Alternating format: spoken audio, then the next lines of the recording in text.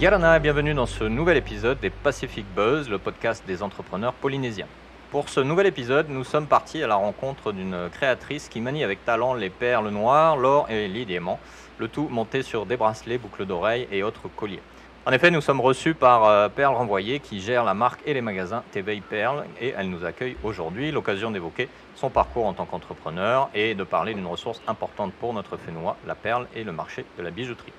Perle, Yarana, Yarana, merci de nous accueillir dans ce bel environnement à Fara. avec plaisir. Alors, est-ce que tu peux nous présenter un petit peu ton entreprise?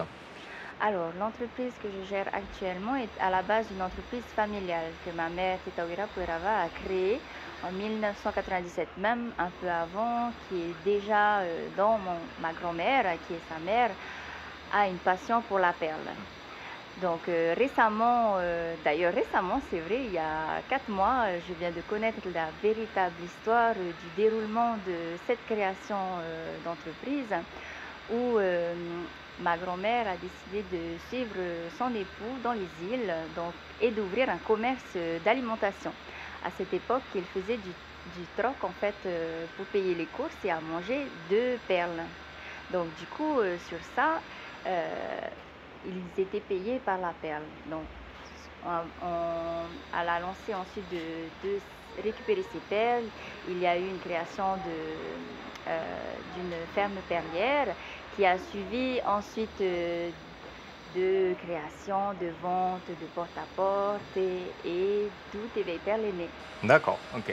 Ok, donc affaire familiale, donc créée depuis 2 générations, alors du coup Voilà, maintenant. c'est ça, tout à fait. Effectivement. Et alors toi, ton parcours, du coup, qu'est-ce qui t'a amené à être aujourd'hui la gérante, la directrice, la responsable de cette entreprise? Alors, on va dire qu'on est né dedans, donc on a vraiment baigné depuis le tout début avec le fait d'aller en vacances à notre ferme perlière. C'est devenu déjà que c'est important pour la Polynésie française, qui est vraiment notre diamant à nous. Et je vois pas ma vie sans ces magnifiques perles. J'en apprends d'ailleurs tous les jours sur les différentes façons de les trier, qui est vraiment un travail difficile. Et actuellement, où on est toujours en train de chercher qu'est-ce qu'on va faire, est-ce qu'on va continuer à véhiculer ce qu'on entreprend. Moi, j'ai décidé, comparé à ma grande sœur qui a voulu bifurquer, elle, sur une marque de maillot. Donc, du coup, ma mère et ma grand-mère qui continuent encore à travailler avec moi, lâchent un petit peu prise parce qu'elles ont envie, vu qu'elles ont beaucoup donné de leur personne, elles ont envie de voir un petit peu d'autres horizons. Et moi qui est la cadette, du coup, j'ai décidé de continuer parce que j'adore la perle et toutes ces façons qu'on peut continuer à la travailler, toutes les formes qu'il peut y avoir, et elles sont toutes pour moi exceptionnelles. Donc au-delà de l'obligation familiale, j'allais dire, il y a aussi une vraie passion pour toi dans ce métier. Oui, oui, toujours. Et depuis petite d'ailleurs, de toute façon. D'accord. Alors, donc l'entreprise fait de la création de bijoux, d'accord, mais également donc toute la partie production de perles, etc. En fait, on a mis en stand-by parce qu'on a remarqué qu'il fallait surtout être sur place aussi pour pouvoir gérer. De toute manière, tout entrepreneur sait que si tu n'es pas là, voilà. C'est plus compliqué. Donc voilà, c'est compliqué. Avec la distance aussi, du coup, ce qu'on fait là actuellement, c'est qu'on achète nos perles sur des coups de cœur avec des négociants qui viennent nous voir. Et nous, on a déjà un certain stock de toute manière. Mais c'est vrai que on aimerait plus tard reprendre la ferme perlière parce que les îles, pour nous aussi, c'est un dada. Voilà. Effectivement. Et donc aujourd'hui, l'entreprise, c'est 2 magasins, c'est ça? Alors, on a lâché, on avait un magasin sur Carrefour qu'on a vendu ensuite pour se rapprocher de la ville. Carrefour Punawia, sur la côte ouest. Voilà, Carrefour Punawia, voilà, pour se rapprocher de la ville. Et ensuite, on a eu au centre Weima, au rez-de-chaussée du centre Weima, qui était sur des contrats précaires. Donc du coup, on a réussi à avoir un commerce bien au centre-ville, à côté du marché, Mhm. qui là, nous sommes en bail 369. Et on D'accord. espère continuer encore longtemps. Et on te le souhaite, effectivement. Merci. Et alors, est-ce que du coup, vous êtes plus orienté sur un marché de touristes ou plutôt sur un marché local? Et est-ce que ça influence la façon dont vous créez les bijoux Alors, nous, on a plus de la clientèle locale. Mhm. Je vais même dire presque 95% de notre clientèle est locale. Grâce à ma sœur, on a pu créer notre site internet pour essayer de se faire connaître un petit peu à l'extérieur. Ensuite, on essaie de suivre un petit peu la tendance actuelle, qui sont beaucoup les réseaux sociaux. Mhm. Je me suis mise au TikTok, qui est assez compliqué, En qui effet. n'est pas de ma génération, mais on essaye de... Parce qu'on est 5 en tout dans la Ouais. famille, donc du coup, j'ai de la chance d'avoir des petits frères et petites sœurs qui m'orientent un petit peu Mhm. plus pour suivre la tendance. Et on a réussi peut-être à toucher le marché touristique depuis que ma sœur avait repris aussi l'entreprise familiale. Et dans ce qui a boosté aussi, c'est au niveau marketing et la création de notre collier en forme de V, Mhm. qu'on appelle aussi le Vénus. D'accord. Voilà. Est-ce que tu peux nous raconter l'histoire de ce bijou, du coup Alors, bon, elle est juste à côté.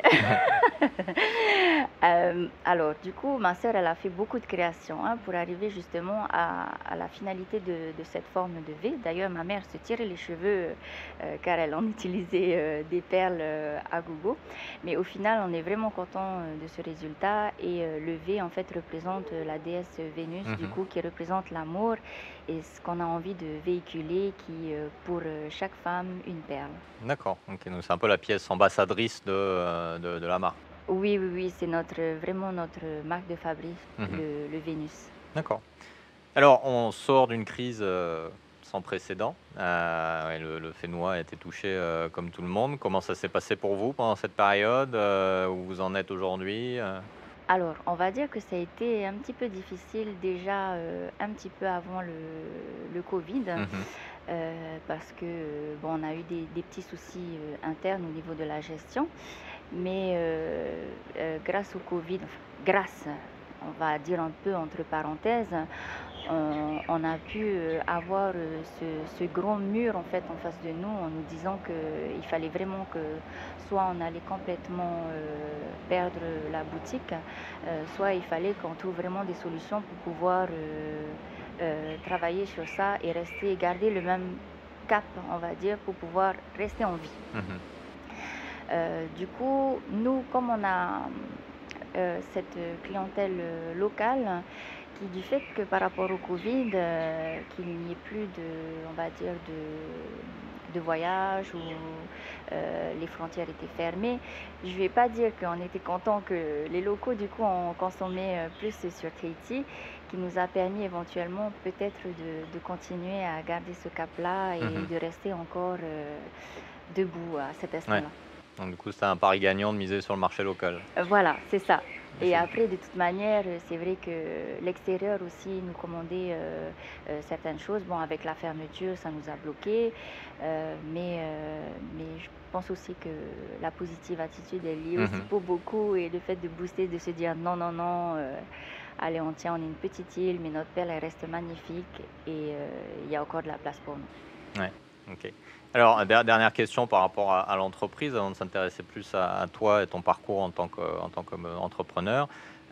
Justement, tu disais que vous faites de la vente en ligne. C'est pas forcément très commun, que ce soit à Tahiti en général, mais en plus dans ce marché-là, qui a fait plutôt en sorte d'attendre que les touristes viennent pour leur faire acheter. Alors, comment vous avez fait le pas? Comment ça se passe? Est-ce que c'est une autre façon de vendre? Comment tu envisages ça?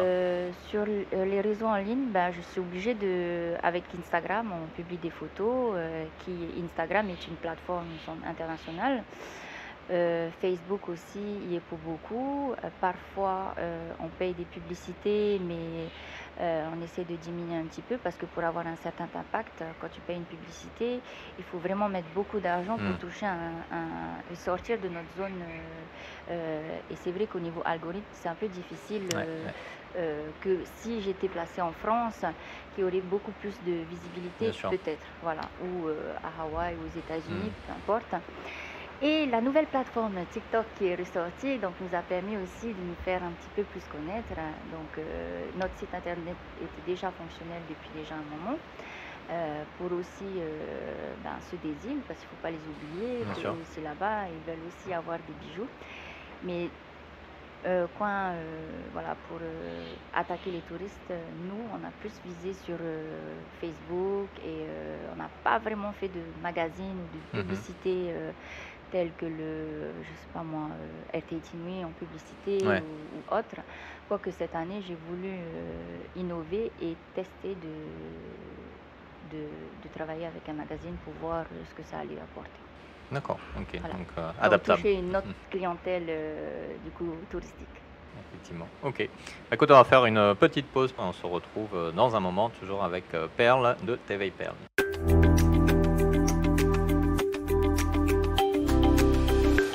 Et nous sommes de retour toujours avec Perle qui nous accueille gentiment avec une belle vue à Fa'a à côté de Papeete. Alors, Perle, depuis que tu t'es lancée dans cette entreprise, que tu as repris la suite de ta maman, est-ce que tu peux nous dire quelle a été la meilleure leçon que tu as apprise, que ce soit sur toi ou sur l'entrepreneuriat, et quelle a été la pire leçon que tu as apprise?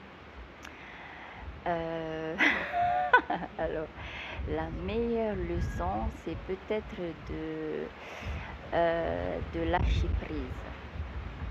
Voilà, la meilleure leçon. Je pense que c'est vraiment ça. C'est pour tout de toute manière que dans notre vie personnelle comme professionnelle, mais c'est le lâcher prise. Déjà par rapport à une entreprise familiale, pour ceux qui se reconnaîtront, c'est très difficile parce qu'on n'a pas ce côté vraiment euh, j'ai un boss, j'ai Hmm. pas ce lien affectif avec telle personne ou telle personne.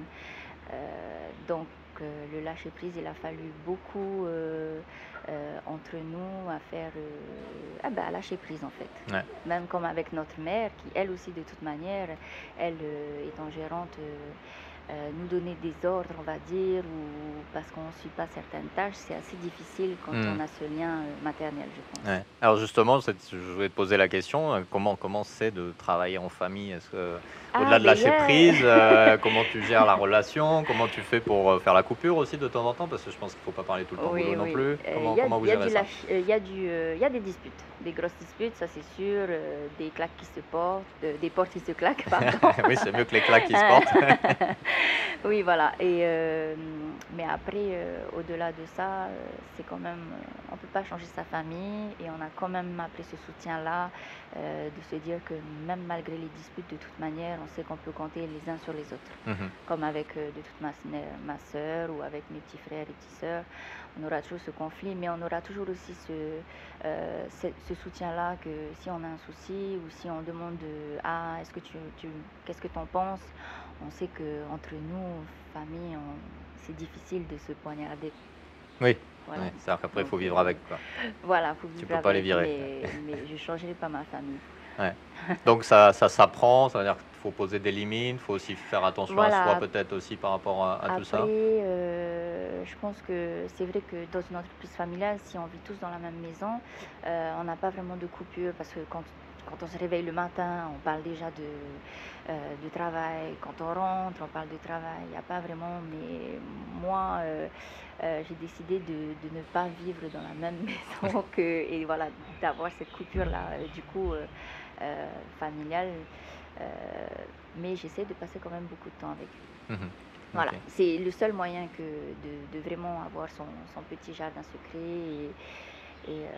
Mais après, c'est vrai que bon, on est quand même tout le temps ensemble. Oui, j'imagine, effectivement. Puis de toute façon, la vie Voilà. d'entrepreneur, comme je dis souvent, c'est un mode de vie plus qu'un métier. Voilà. Donc, Après, bon, on a trouvé chacun nos tâches maintenant. On se concerte plus pour avoir des conseils. Ma soeur a son activité, mon frère aussi, moi, du coup, donc ça va. Maintenant, on arrive à vraiment surfer sur la même vague. ok. Donc lâcher prise, la meilleure leçon, et la pire leçon, c'était quoi alors? La pire leçon, bon, j'ai pas encore de pire leçon, je pense. Peut-être, non, dans ma vie à moi d'entrepreneuse, je dirais peut-être un moment où ça a affecté l'entreprise familiale qui a été justement la création de ce V aussi. Mhm. On a été beaucoup copiés et qui a fait chuter notre chiffre d'affaires et donc a eu un impact sur notre vie familiale. Hmm. Parce que du fait qu'à un moment donné, où ma sœur, qui est la créatrice de cette forme-là, a été touchée personnellement. Ouais. Donc du coup, qui dit qu'elle, on va dire que c'est notre grande sœur, donc c'est un peu le pilier de la famille hors maman. Donc du coup, ça nous a tous affectés psychologiquement et voilà, sur le chiffre d'affaires aussi. Donc c'était vraiment on va dire les pires années Hmm. Période difficile à passer. voilà, quoi. voilà. Parce qu'après, il faut se battre. D'ailleurs, on est toujours en procès avec certaines personnes. Mais c'est difficile de faire valoir nos droits en propriété intellectuelle de notre marque, Hmm. justement. Voilà. Ok, donc effectivement des périodes difficiles et dans ce cadre-là, est-ce qu'il y a eu un moment donné, est-ce que tu t'es trouvé face à la nécessité de faire des sacrifices, que ce soit personnel, professionnel, comment tu as pu trouver le moyen de continuer à Euh, avancer, de continuer à gérer tout ça? Ben, on doit toujours avancer de toute manière, même si on retombe, il faut toujours se relever.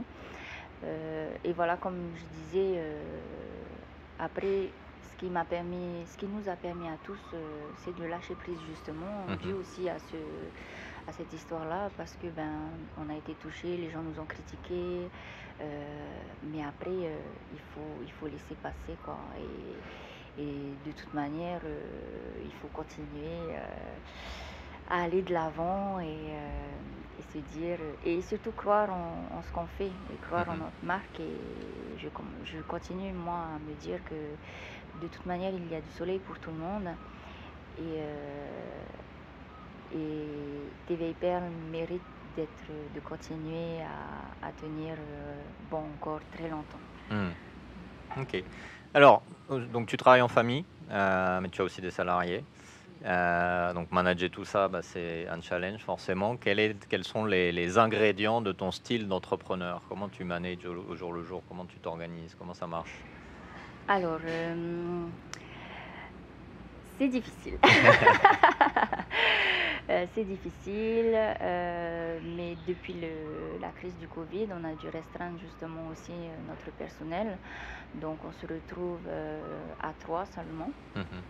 Euh, j'ai une artisane qui est à la confection de mes bijoux. Même si voilà, je le fais aussi avec elle, on touche un petit peu à tout. Et j'ai une vendeuse en boutique. À un moment donné, je me suis retrouvée toute seule, donc c'était assez difficile, au moins 3 mois Ouais. en boutique, à la gestion, mais ça m'a permis de grandir et d'acquérir justement ce savoir-faire. On trouve tout sur Internet, hein, que Hmm. ce soit management, que ce soit comptabilité. Là, je travaille avec une amie qui est comptable et qui me donne des conseils. Donc, du coup, on en apprend tous les jours. Difficile de vraiment se mettre une journée fixe parce qu'il y a toujours des aléas entre le chien. Non, mais le matin, je vais tôt avant mes filles pour aussi faire mes vidéos parce que Mhm. je suis un petit peu timide quand même. Donc je me mets toute seule derrière ma caméra et j'explique mes bijoux qui nous a permis d'ailleurs d'augmenter aussi et de voir maintenant. Franchement, c'est vraiment une bonne plateforme pour permettre de montrer ses bijoux. Les gens veulent plus se déplacer Hmm. ou veulent plus se déplacer du moins pour rien. Ils ont vraiment un objectif. Et voilà, ensuite mes filles arrivent, donc elles ont leurs tâches respectives. Je suis là pour les accompagner. Ensuite, j'ai la comptabilité aussi à gérer, mais j'essaie de me donner, on va dire, un petit peu entre la fermeture des caisses, le calcul, 1 heure, un petit peu, tous les jours. Et c'est vrai que parfois j'ai des journées qui se finissent peut-être à minuit. Hmm. Mais je suis contente quand même, là, en 2 ans, de ce que j'ai pu accomplir. D'accord. Alors justement, tu parlais de la problématique de la compta, de la gestion. Quand on est entrepreneur, On a notre cœur de métier, le cœur de l'entreprise qu'on sait faire forcément. Et comment toi, tu as géré justement tout cet aspect-là, toutes les autres compétences? Tu es timide, mais il faut que tu fasses de la communication. Tu n'as pas forcément fait des formations compta, mais il faut faire la compta quand même. Donc comment toi, tu as géré tout ça? Est-ce que ta mère qui était avant toi t'a accompagné là-dessus? Ou comment tu as avancé? Alors, à un moment, on avait un expert comptable qui nous suivait, donc c'était facile, on lui donnait toutes les factures et tout, même si on doit quand même savoir. Euh, Ma sœur a mis en place aussi un système de fiches de paye, les déclarations. Une fois qu'on, parce que ma sœur est plus âgée que moi, donc on va dire qu'on se passe en fait les informations. Mhm. Après, maintenant, comme voilà, je dis sur Internet, ben, je suis obligée d'aller lire. Il n'y a pas de secret d'aller regarder des vidéos Mhm. pour comprendre comment de toute manière, est-ce que ça fonctionne vraiment, est-ce que je peux améliorer ça pour moi aussi personnellement, mais c'est que de la lecture en fait là, donc on va dire c'est de l'auto-formation. Mhm. Voilà. Ouais. Et de la formation continue, j'imagine, ça ne La s'arrête formation jamais. continue, ça ne s'arrête jamais. Ouais. Et donc au Effectivement, travers et de... en plus, ça continue d'évoluer à chaque fois. Donc, et puis maintenant, le marché est tellement, on va dire, un petit peu, on va pas dire saturé, parce que c'est de la concurrence quand même, mais il faut toujours s'instruire donc sur les différentes créations qu'il peut y avoir. Au jour d'aujourd'hui, on va dire qu'on n'invente plus rien.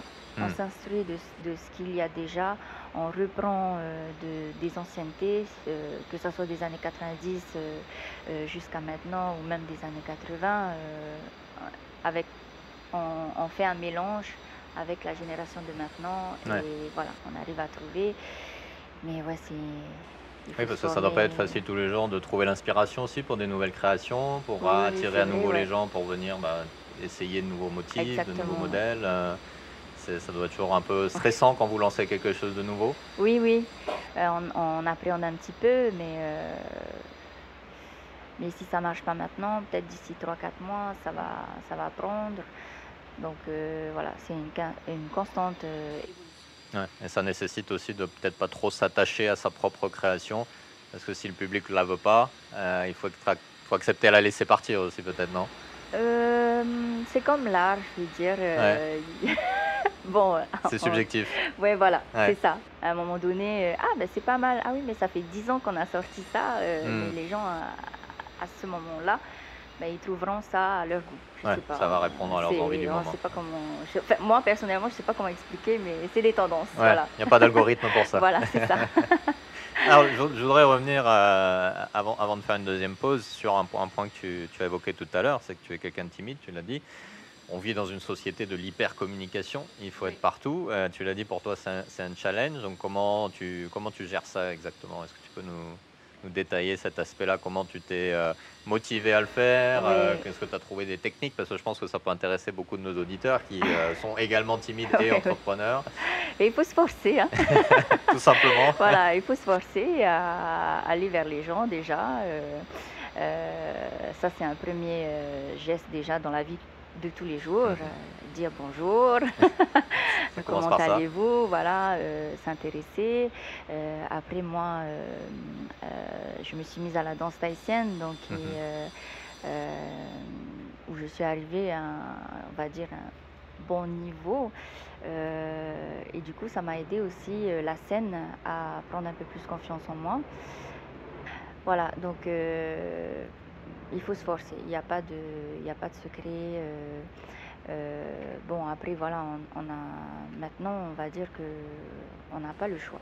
Mm. Quand on est au pied du mur et que quand on doit suivre le cours de l'évolution, euh, ben, on doit se donner les moyens de se forcer un petit peu, comme quand le matin on se réveille et qu'on n'a pas envie de quitter son lit et qu'on est obligé de le faire, ben c'est un peu la même chose, quoi. Ouais, effectivement. Si j'ai choisi là de travailler dans le commerce et la perle de Tahiti, donc je peux pas non plus rester derrière mon écran et juste gérer Bien le sûr. côté administratif. Non, c'est pas possible parce qu'après aussi, ma mère a fait en sorte à créer cette entreprise portant le nom de ses deux filles, Mm. Éveil et Perle. Et depuis un moment, elle nous dit que c'est aussi notre image à moi et ma sœur. Donc, il faut se montrer Ouais. et voilà. Ouais, Et il faut il faut donner un pas... visage à l'entreprise, quoi. Voilà, Hmm. exactement. Ouais, Donc, effectivement. il faut y aller. Il faut y aller. Mais au moins, quand on y va et qu'on se force, au final, ça produit des résultats quand même. Oui, voilà. Après, on s'habitue. Là, j'ai pris le pli, on va dire. Des fois, je mets au moins, je sais pas combien de temps les jeunes y mettent pour faire des vidéos, mais moi, je mets au moins 150 à plus à refaire. Et même des fois, je lâche prise et je reprends demain. C'est pas grave, pas de vidéo aujourd'hui. Effectivement. Mais peut-être que les jeunes, ils ont plus de temps que toi aussi pour le faire. Oui, bon. Mais ils sont plus doués aussi, on va C'est dire. ça, ils ont plus l'habitude. Ok, ça marche. On va faire une deuxième pause et on se retrouve après pour parler du futur. D'accord.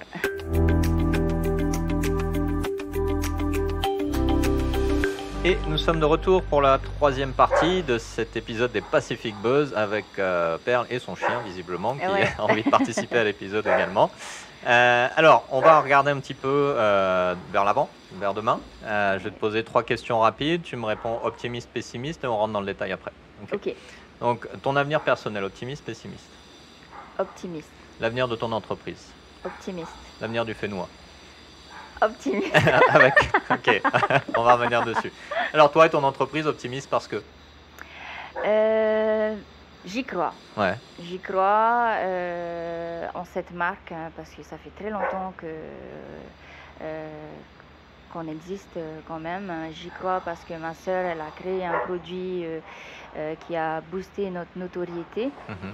et qui mérite, je pense, d'être vu vraiment à l'extérieur et d'être porté par des stars. Ah, on reviendra dessus peut-être tout à l'heure alors du coup. Ok. Et est-ce que le fait d'avoir passé des crises difficiles et de vous en être sorti, ça vous aide aussi à croire en l'avenir?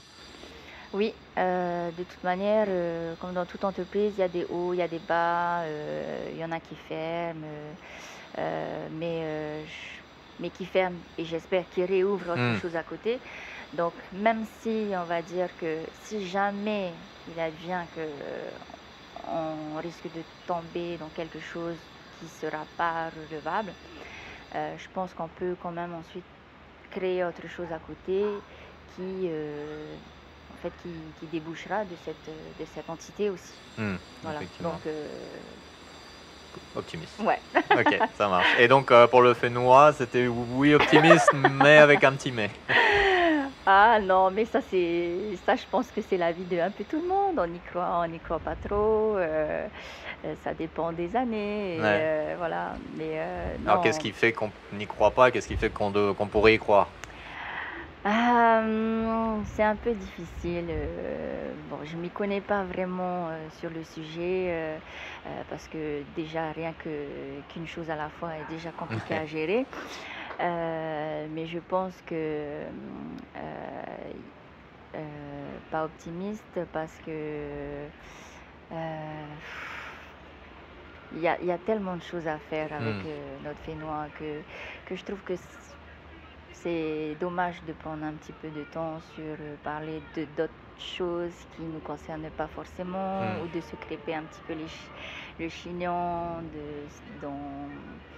dans certains, on va dire, on part un peu dans le truc politique, mais voilà, et de pas se tenir la main et d'aller vraiment dans quelque chose dans un seul sens, c'est-à-dire promouvoir notre Fénois et faire en sorte à garder cette authenticité parce que du coup il faut pas non plus que ça parte sur enfin on va dire ça que les gens de l'extérieur viennent trop non plus dénaturer un petit peu ce côté de notre belle île, que ce soit à Montréal ou que ce soit à l'extérieur, enfin dans nos îles. Juste ça, garder cette authenticité parce que dernièrement j'avais vu aussi un truc sur TikTok qu'une Hawaïenne se plaignait justement de la colonisation qui dégradait un petit peu leur île.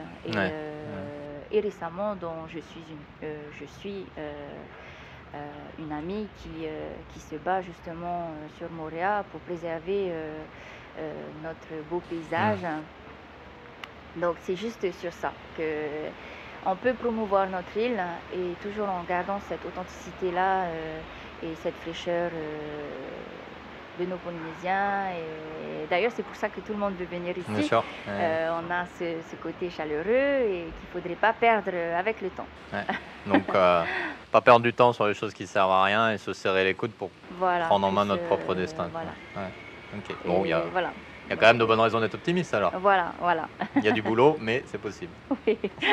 Alors justement, dans ce contexte, quels sont sans révéler de secrets quoi que ce soit, hein, bien sûr, mais quels sont les potentiels projets ou les pistes, les idées sur lesquelles tu travailles pour développer ta marque voilà, toi de choisir ce que tu veux partager. Hein. Alors, du coup, c'est vrai que sans dévoiler sur quoi on travaille, pour développer la marque, c'est un peu difficile. Parler des stars tout à l'heure, peut-être des choses dans Oui, ce... ben, on espère du coup promouvoir davantage à l'aide des réseaux et comme ma sœur aussi travaille avec sa marque de maillot ma sœur c'est la partie vraiment marketing à fond et qui arrive vraiment à toucher un certain nombre de personnes. Du coup, je compte un petit peu aussi sur elle pour monter encore davantage cette notoriété. Et je regardais avec mon compagnon qui me disait si lorsque tu sais que tu es connu, tu seras copié. Ok, on est déjà copié sur la Polynésie. Et puis il me disait, tu sais, tu devrais taper sur Amazon ou Alibaba ou je sais pas moi, tous les autres sites qu'il peut y avoir, si le collier V en forme de perle existe. Et c'est comme ça que tu vas voir si tu es vraiment connu dans le monde entier, qu'il avait lu dans un livre d'ailleurs. Et je suis allée taper sur ces réseaux. Et finalement, je n'ai pas trouvé du coup notre collier encore copié. C'est bien. Donc ça m'a un petit peu attristée, mais à la fois je me dis bon ben tant mieux d'un côté parce que soit ils ont respecté justement ce produit que nous avons déposé à l'INPI. Mais bon, même si comme Louis Vuitton ou comme les autres grandes marques, ils sont quand même copiés d'une certaine façon. Et là, je me suis dit, ok, c'est qu'on n'est pas encore assez connu dans le monde. Alors, il y a du boulot à faire pour qu'on soit davantage connu à l'extérieur. C'est bien, c'est finalement des pistes, retrouver peut-être notre collier sur Amazon.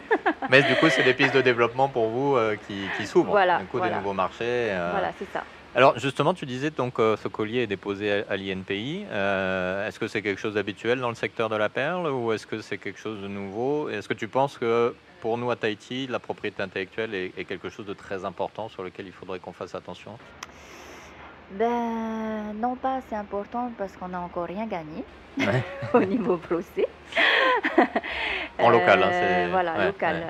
Voilà, donc peut-être que on touche des difficultés car il n'y a pas de vraie procédure pour pouvoir protéger les créations. Il faut du coup emmener les dossiers à l'extérieur et ensuite il y a certaines choses à prouver, l'antécédent, à partir de quel moment est-ce que le produit a été déposé et ce qui est difficile aussi c'est peut-être au niveau intellect de pouvoir faire comprendre aux gens il ne s'agit pas d'avoir fait ce collier je donne un exemple ayant été tout jeune, ou c'est à partir du moment où tu crées quelque chose, tant mieux si c'est toi le créateur, et tu le déposes en fait. À partir du moment où ce produit est déposé, c'est protégé et il devrait y avoir une forme de respect envers son congénère ou de sorte à parce il y a plein de créations, ça c'est pas, mais à partir du moment où tu les déposes, aux yeux de la loi, c'est à toi. Voilà. Donc, et tu penses que c'est un vrai problème ça à Tahiti, la propriété intellectuelle? Après ça a été pareil aussi pour certains créateurs dans le domaine de la nacre. J'imagine que Van aussi a dû faire des créations et a dû forcément déposer. Mais non, on n'est peut-être pas assez grand sur un sujet de discussion qu'on a eu avec ma mère, on n'est peut-être pas assez grand pour avoir vraiment ce monopole Hmm. de garder, malgré que le produit soit déposé. Euh, Comparé à, je vais peut-être citer RTT Nuit, où son logo est vraiment Protégé. voilà, protégé, qui eux, ok, voilà, c'est notre avion RTT Hmm. Nuit, voilà. Donc eux, ils sont vraiment très grands, normal, où ils doivent avoir des avocats à l'extérieur qui protègent justement, voilà. Donc nous, on n'est pas peut-être encore assez grand pour avoir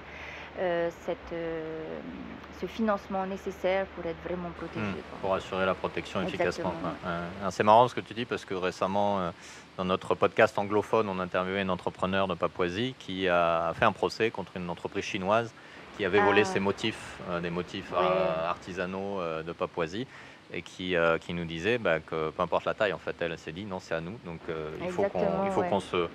qu'on pose les limites et qu'on dise non, stop, c'est nos idées, c'est nos créations, il faut qu'on les protège. Quoi.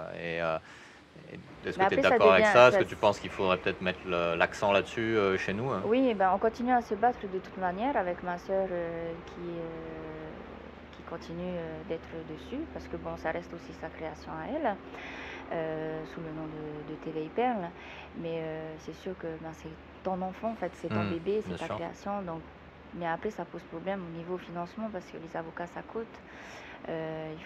Ça prend du temps. Ça va faire déjà plus de 5, on va dire 5-6 ans. Ah ouais, Voilà, c'est donc long. ça prend du temps, voilà. Ouais, ouais. Et du coup, c'est comme les rames aussi Viper, il me Mhm. semble que eux aussi sont copiés en Chine. Donc, enfin, voilà, j'espère et tout prend du temps. Donc, on reste patient encore. Mais voilà, on lâche pas ce produit-là qui est le nôtre. On essaye au contraire de continuer à faire des dérivés parce que de toute manière, ici à Tahiti, c'est difficile aussi parce qu'ils continuent à le faire. Donc, déjà, si. Il faudrait déjà que sur le Voilà, marché intérieur, on arrive à contrôler voilà, un petit peu, à réguler un peu tout ça. Quoi. voilà, exactement. Donc, Ouais. même malgré les publications que je peux faire d'explications comme quoi le produit est protégé, qu'il faut faire constamment d'ailleurs, les gens continuent quand même de le faire et c'est difficile. Ouais, effectivement. Donc, avis à nos institutions locales de se pencher Voilà. sur le sujet peut-être Bon, on leur aussi. envoie des courriers gentiment j'imagine. voilà, pour les prévenir. Et voilà, on attend encore gain de cause. Ouais, ok, ça marche. Alors, ma dernière question pour toi, Perle, aujourd'hui, très simple, à voir.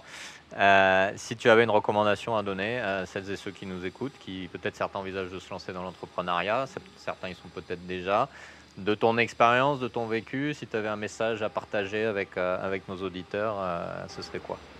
Alors, il ne faut pas lâcher du tout quand on a commencé, même s'il y a une défaite, ce n'est pas grave, car au final, on apprend quand même quelque chose et il faut analyser le pourquoi il y a eu une défaite, qu'est-ce qu'on a mal fait, qu'est-ce qu'on aurait pu faire, mais vraiment garder le cap de si on a une idée propre à soi-même et qu'on est sûr au fond de soi et qu'on y croit, il faut y aller, quoi.